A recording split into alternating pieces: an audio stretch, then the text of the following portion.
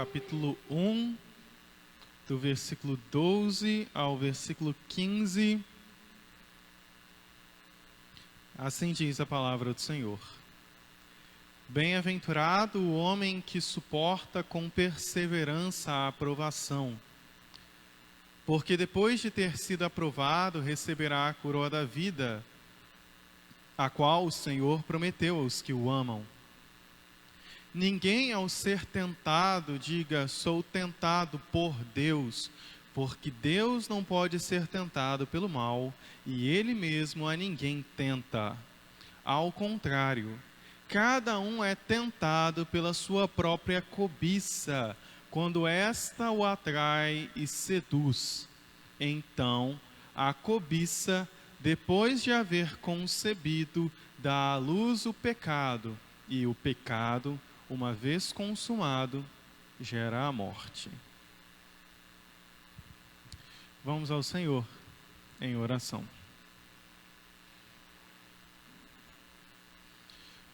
Deus de graça e de luz, Deus que ilumina os corações e que faz maravilhas, ó Pai, além de nossas fraquezas, Tu és a força, e por isso suplicamos ao Teu nome, para que, ó Deus, Tu esteja falando aos corações, enquanto ouvem a voz de um servo. Em nome de Jesus Cristo. Amém. Agostinho de Hipona, também conhecido como Santo Agostinho, escreveu uma obra chamada Confissões, uma das maiores preciosidades da história da igreja e da história da filosofia. No livro 2, capítulo 4 das Confissões, ele conta um caso muito curioso de sua juventude. Ele diz, abro aspas, havia uma pereira carregada perto de nossa vinha. Não era tentadora pela cor nem pelo sabor. Tarde da noite, certa vez, tendo prolongado nosso tempo de brincadeira nas ruas como de costume, um grupo de jovens lascivos e eu começamos a sacudir a pereira a fim de roubar alguns frutos.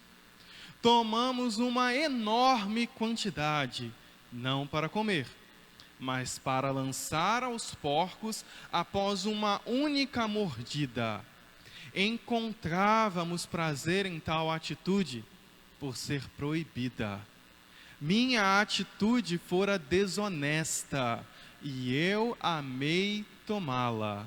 Amei o meu proceder, amei o meu erro, não a consequência dele, mas o erro em si. Moral da história: somos movidos por aquilo que mais amamos. O ser humano é movido por seus desejos. Ele é como uma máquina que vai para onde... Melhor, ele é como um carro dirigido por aquilo que ele ama. Ele vira à direita ou à esquerda, ou segue reto, ou retorna conforme aquilo que ele mais ama, conforme aquilo que ele mais deseja, conforme aquilo que o seu coração mais arde. E é por causa disso que provações podem se tornar terríveis tentações.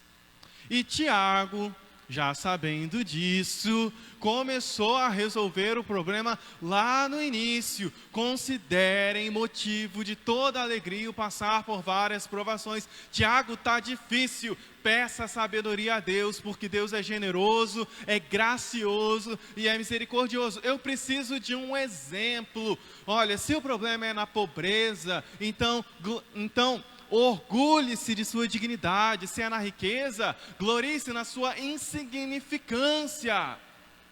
Só que nem tudo são flores, nem tudo são rosas na igreja. E ele sabe que muitos dos membros dos crentes para os quais ele está escrevendo já foram tomados, já caíram. A dor começou e eles já caíram em tentação no meio do sofrimento e no meio das provações.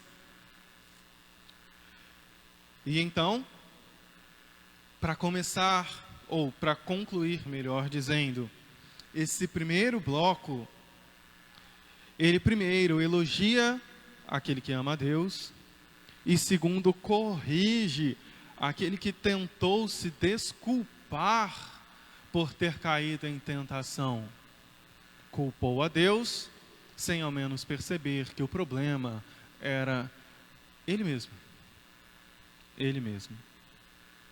Desta forma, aquele que ama a Deus persevera nas provações. Mas aquele que duvida do amor de Deus torna a provação uma tentação. Aquele que ama a Deus persevera, suporta as provações. Mas aquele que duvida do amor de Deus torna a provação uma tentação. Esta afirmação será entendida ao longo do sermão. Tiago está mostrando a nós dois modelos de como se portar nas provações. Um modelo positivo e outro negativo.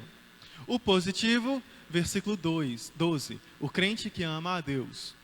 O negativo, o crente que duvida do amor de Deus. Dois modelos de como se portar nas provações. Primeiro modelo, o crente que ama a Deus. Diz Tiago no versículo 12, bem-aventurado o homem que suporta com perseverança a aprovação, porque depois de ter sido aprovado, receberá a coroa da vida, a qual o Senhor prometeu aos que o amam. Este que suportou a aprovação e que foi aprovado, recebe a coroa da vida que foi prometida aos que o amam. O que quer dizer que aquele que ama a Deus é evidenciado no versículo como, primeiro, suporta a aprovação. Aquele que suporta a aprovação. Ele suporta. O homem feliz é o homem que suporta a provação. E suporta é a mesma palavrinha do versículo 3 e 4 que foi traduzido por provação. Quer dizer, Tiago já se referindo ao que ele acabou de dizer. Ele está dizendo, lembrem-se, tem um teste da fé. O teste da fé é o teste da segurança no amor de Deus. E depois que você passa no teste, surge uma coisa chamada perseverança. Então, feliz é aquele que suporta, que persevera. Porque este que suporta e que persevera é o que passou no teste da segurança do amor de Deus e se descobriu amando mais a Deus. E porque passou um teste, foi aprovado, depois de ter sido aprovado. Aprovado é uma palavrinha muito específica. Ela se refere aos homens que trabalhavam em câmbio, com dinheiro. Colocavam dinheiro para circular, faziam trocas. E eles, naturalmente, colocavam moedas genuínas, moedas verdadeiras. Só que essa palavra aprovado é para aquele homem que testa algo. Ele testa a moeda e a põe em circulação. E esse testar é uma palavra que Tiago também já usou. No versículo 3. Sabendo que a aprovação, sabendo que o teste da fé, o aprovado é o que passou no teste da fé, que utilizou-se do teste da fé para o benefício de sua alma. Por isso foi aprovado. No teste da fé, frutificou perseverança. E então, ele receberá a coroa. Não é a coroa de um rei, de uma rainha, de um príncipe ou de uma princesa. É a coroa de louros. A coroa que era dada a atletas que percorriam uma maratona e que simbolizava glória e honra aos vencedores. Só que esta corrida, esta jornada, da qual recebem no fim uma coroa de louros, uma coroa de glória e de honra, não é conquistada pela força dos méritos, não é comprada, não é adquirida à força, é dada aos que descansam no amor. É dada aos que confiam no amor de Deus. É dada àqueles que foram alcançados pelo amor de Deus. E então se esforçam,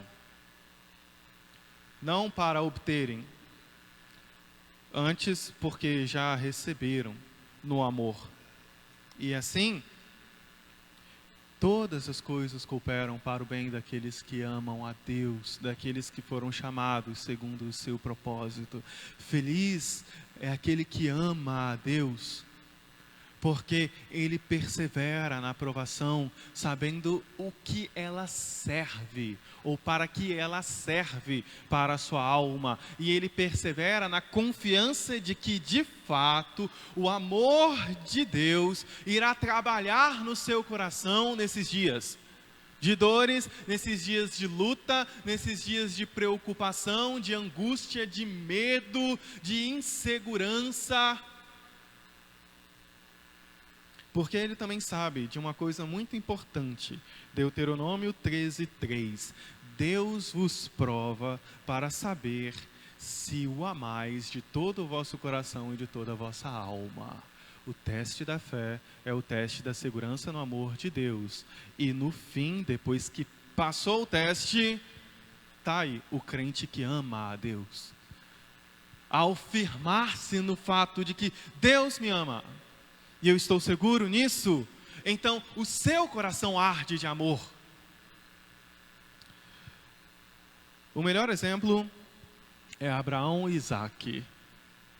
Gênesis capítulo 22. Deus vira para Abraão e diz: Abraão, toma teu filho, teu único filho, este a quem amas, traduzindo, esse que você está amando mais do que a mim, e vai para a terra de Moriá e sacrifica-o.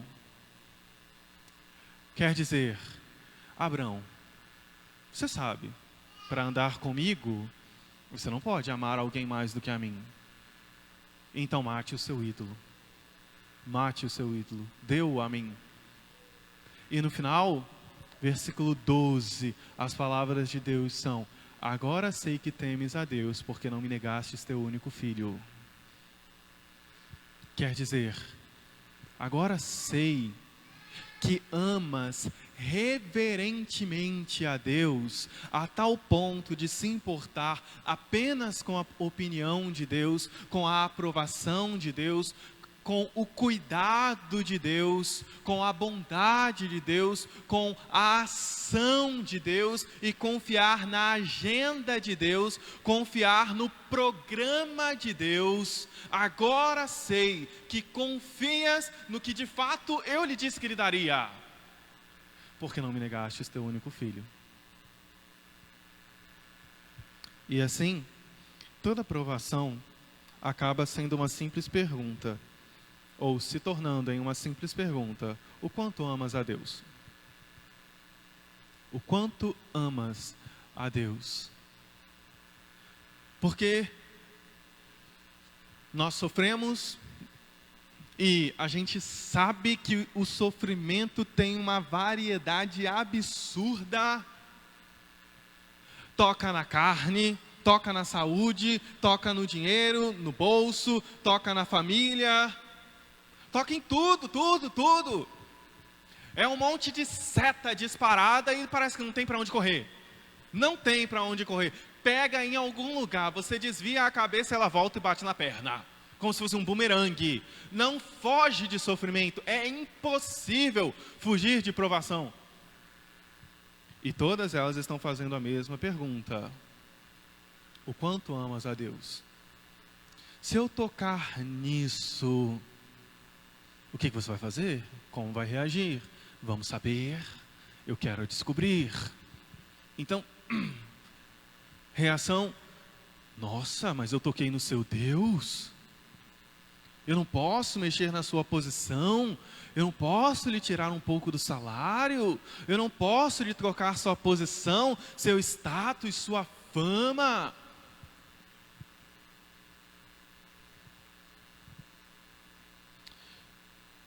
O quanto amas a Deus? O quanto tens apenas a Deus como centro, sabe? Não é sobre amar menos as outras coisas, é sobre amar mais a Deus. Não é sobre odiar as outras coisas, é sobre amar mais a Deus. Sobre amar mais a Deus do que qualquer outra coisa. Sejam objetos ou sejam pessoas. E no fim, aquele que ama a Deus, ama descobrindo uma coisa muito importante. É Deus dizendo para Ele mesmo, ou melhor, Ele dizendo para Deus: agora sei que tu me amas, porque não me negastes teu único filho. Naquele momento em que Deus vira para Abraão e diz: agora sei que temes a mim, porque não me negastes teu único filho. Deus não tomou Isaac porque proveu um substituto para Isaac. E o substituto para Isaac é o substituto para todos os nossos ídolos. É o substituto para nós mesmos, que não podemos nos colocar diante de Deus. E então, ao descobrir o seu amor, passamos a amar mais a Deus, porque descobrimos que o amor de Deus foi provado na provação, ou foi provado no sofrimento, foi provado na dor, no sacrifício. Sei que amas a mim porque não me negaste teu único filho. Quer dizer, se ele sofreu tanto assim por mim, e isso redundou tanto benefício assim para a minha alma, então talvez minha provação signifique um benefício para a minha alma do qual eu não estou vendo. E eu preciso ver. Eu preciso ver. O primeiro modelo é o modelo positivo. É o que ama a Deus.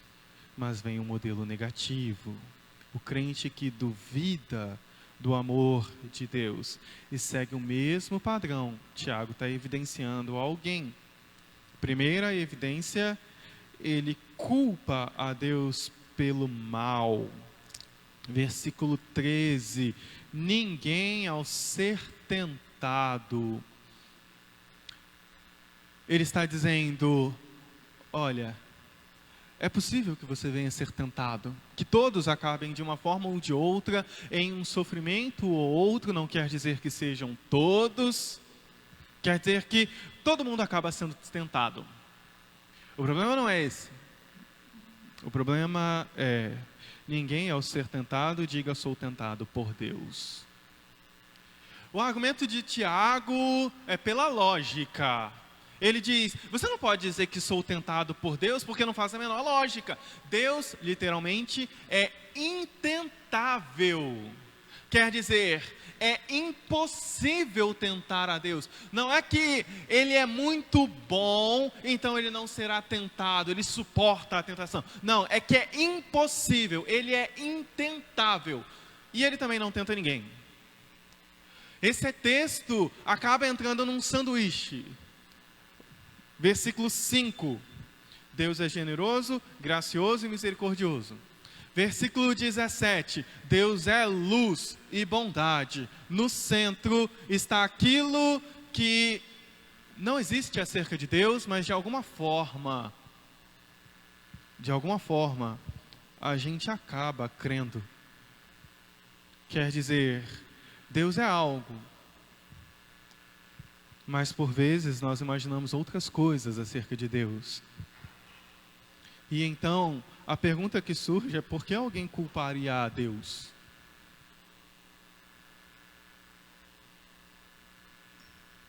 Porque diríamos: foi Deus que me fez assim, eu sou assim, a vida é assim, Deus me colocou nessa situação, foi Deus, foi Deus, foi Deus.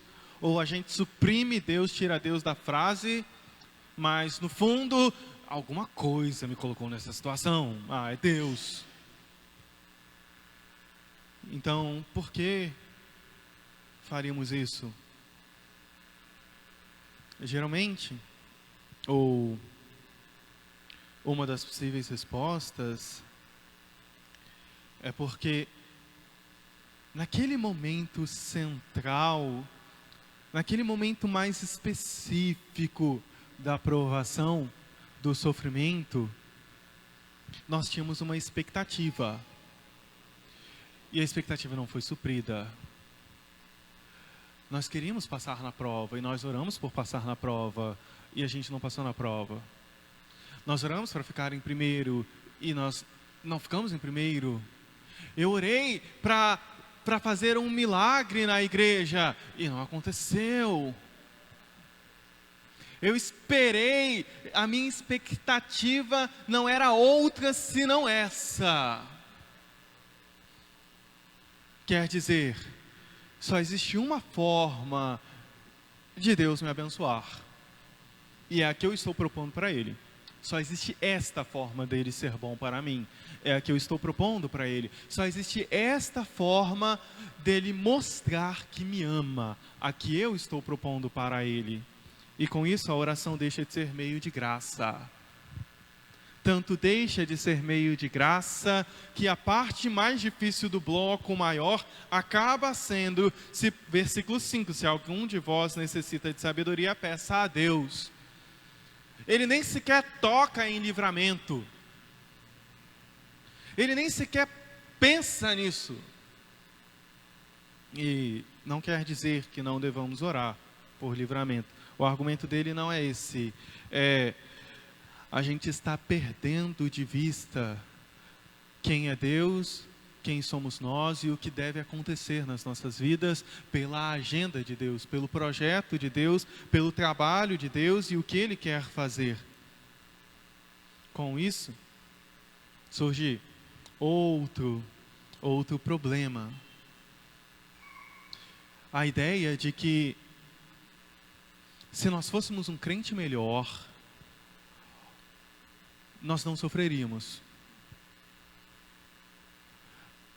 Talvez isso está acontecendo comigo, a vida travou, agarrou, ela não desenvolve, a gente não cresce, porque não somos crentes tão bons. Então, se fôssemos um crente melhor, ou se Deus nos amasse mais, não sofreríamos. Também não funciona assim. Vai sofrer, sempre vai sofrer. Coitado de Paulo. Você não pode virar e dizer, acho que eu sou um crente melhor do que Paulo. E também não pode virar e dizer, acho que eu estou sofrendo mais do que ele. Não há um crente que possa dizer, eu sou melhor do que Paulo. E também não há um que possa dizer, eu estou sofrendo mais do que ele. Porque o amor de Deus não se move nesses termos. Nós precisamos parar de nos relacionar com Deus por meio de méritos. A graça não usa a carruagem dos méritos. E o amor não é marcado naquilo que esperamos. Ele é autenticado. Mas Deus prova o seu próprio amor para conosco pelo fato de ter Cristo morrido por nós, sendo nós ainda pecadores. É por isso que Paulo continuava. Por isso ele continuava e continuava e continuava e continuava e não regredia, apesar dos sofrimentos por causa do Evangelho, porque estava seguro de que era amado, de que nem a morte, nem a vida, nem anjos, nem principados, nem coisas do presente, nem do porvir, nada poderá me separar do amor de Deus, absolutamente nada. Mas ao duvidar, eu duvido por causa de um concorrente. E aí vem a segunda evidência, que é estar cego para o seu próprio mal. A gente duvida do quão bom possa ser algo quando você tem um concorrente.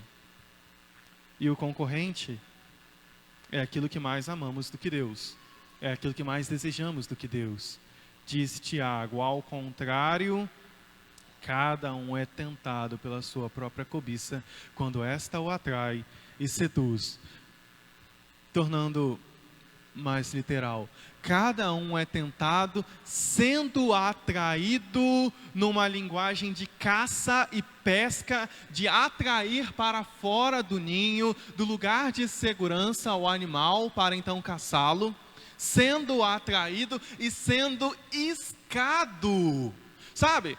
Você vai pescar e aí você vira para a pessoa e pergunta: você sabe iscar? Ah, o que é iscar? É você seduzir, você tem que mexer o braço aí para atrair a atenção do peixe. É isso que o Tiago está dizendo. Imagina, ou melhor, entre no texto e veja a caricatura que ele montou. O crente é um peixe sendo iscado por sua própria cobiça. E quando ele cai nesta sedução, diz o texto: a cobiça, depois de haver concebido, dá à luz a morte. O pecado, uma vez consumado, gera a morte. Dá à luz o pecado, e o pecado, uma vez consumado, gera a morte. Assim como o peixe, quando cai na sedução da isca, por fim encontra a morte, o crente, ao ser tentado por sua própria cobiça, e então deixar-se levar pelo concorrente de Deus, cai em pecado. Cai em pecado e a vida passa a definhar. Cobiça nada mais é do que uma palavra para dizer aquilo que amamos mais do que Deus. A cobiça é o desejo que temos por algo mais do que Deus. É aquilo que queremos mais do que Deus e somos movidos por aquilo que mais amamos e desejamos. Então, quando a vida está bem, está tudo bem, sabe? A gente está no maior astral, parece que é só sol do tipo bom, não aquele que queima, mas sabe, dias de outono, a vida está tranquila, são mar de rosas e flores. A gente nem percebe quando estamos sendo seduzidos. A gente nem percebe quando estamos sendo levados, até porque a gente está pisando em grama verde. Sabe, a história de O Peregrino, o Peregrino de John Bunyan, uma historinha sobre o cristão. Ele está no caminho para o céu e o caminho é muito ruim, muito duro, cheio de pedras, e do lado tem uma cerca, e você pula a cerca e encontra um vale com a grama verdinha, macia, parece o céu aquele lugar. Tudo o que Deus não me deu. É tudo o que Deus não me deu. Ele me deu dor, me deu um caminho difícil, e eu estou olhando para o lado, para o concorrente de Deus. Então, quando está tudo bem, a gente nem percebe.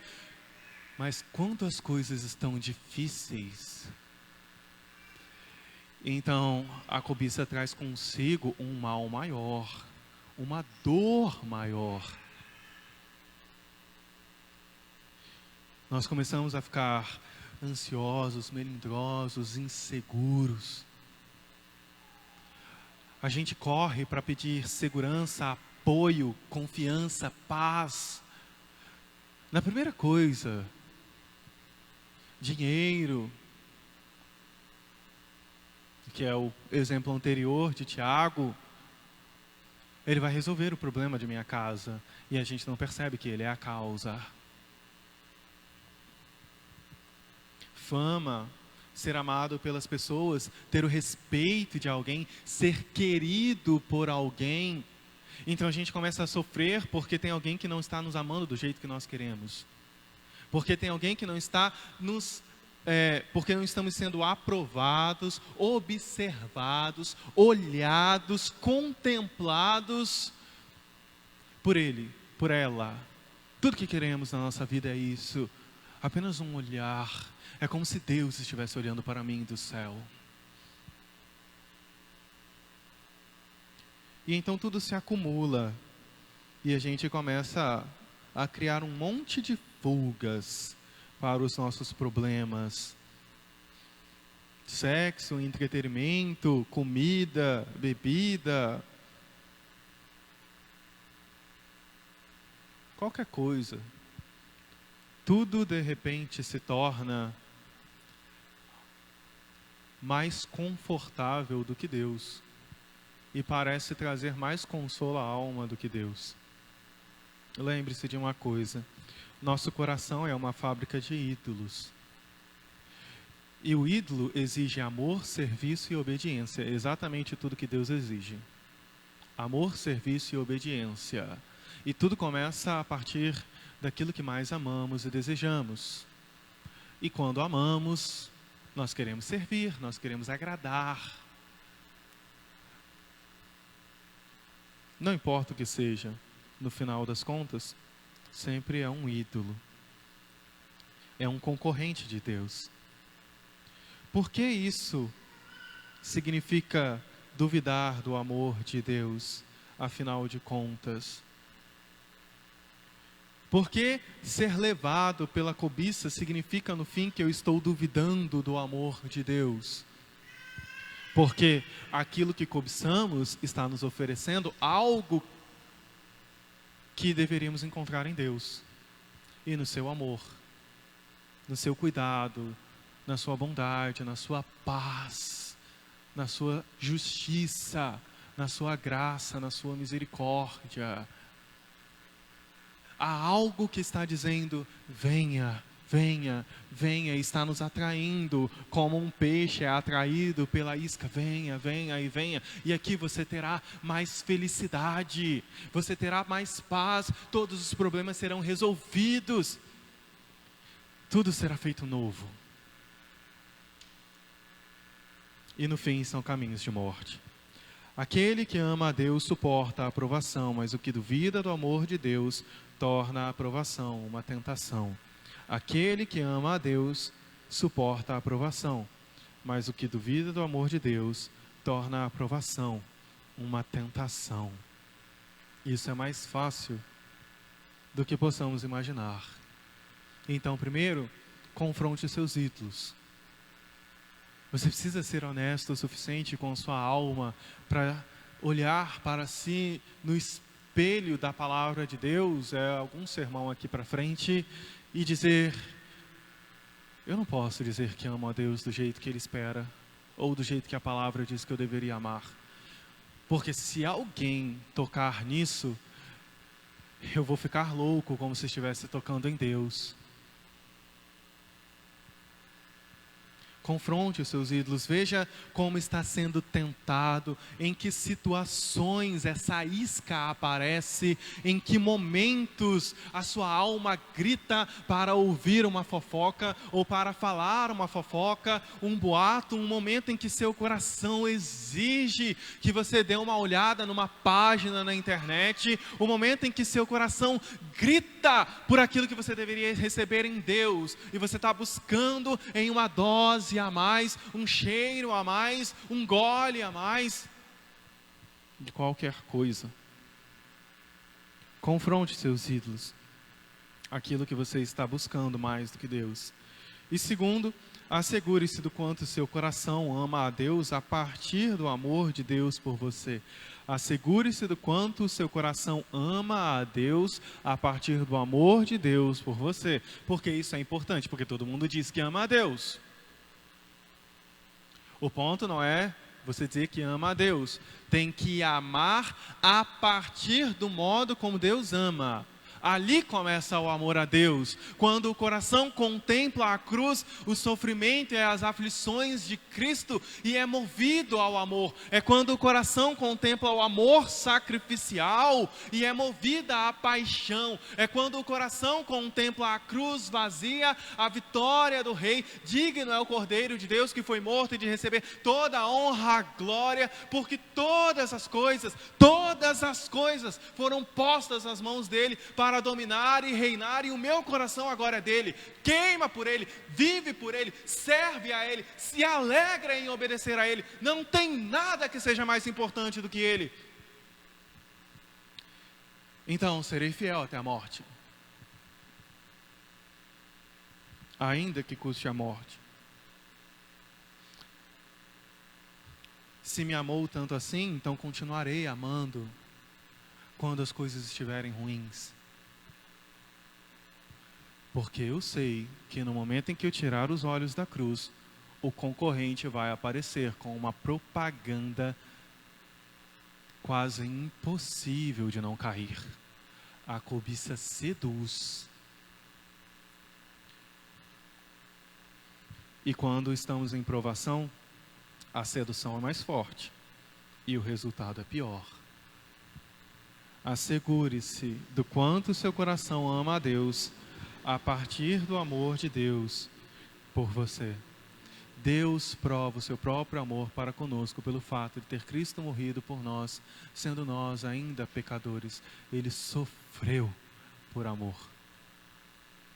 E então, enquanto estivermos sofrendo, existe um Deus que sabe o que é sofrer por amor. Ele deve ser servido, ele deve ser amado, ele deve ser buscado. Ali haverá consolo, conforto, paz, ali haverá aprovação. Porque ele é Deus. 2 modelos de como se portar nas provações: um positivo e um negativo. São só 2. Então precisamos aprender a lidar com nossas provações. Feche seus olhos, que Deus os abençoe. Vamos orar nesse instante e em seguida estarei impetrando a bênção.